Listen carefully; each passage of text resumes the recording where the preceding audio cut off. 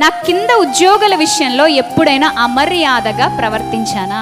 ఇక్కడ జాబ్ చేసే వాళ్ళు ఉన్నారా? ఒకళ్ళ కింద పనిచేసే వాళ్ళు ఉన్నారా? ఉండే ఉంటారు కదా.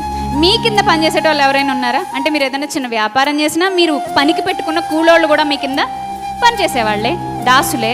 అంటే వాళ్ళ విషయంలో ఎప్పుడైనా ఈ 2022వ సంవత్సరంలో అమర్యాదగా ప్రవర్తించిన దాఖలాలు ఉన్నాయేమో చూసుకుంటున్నారా?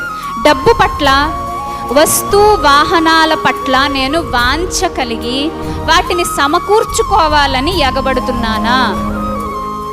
క్వశ్చన్ అర్థమైందా? డబ్బు పట్ల, వస్తు వాహనాల పట్ల వాంఛ కలిగి వాటిని ఇంకా ఇంకా సమకూర్చుకోవాలి అనే వాంఛతో ఎగబడుతూ ఉన్నానా? ఇది కూడా ఎవరి కాళ్ళు వ్యక్తిగతంగా వేసుకోవాల్సిన ఒక విలువైన ప్రశ్న ప్రియులారా.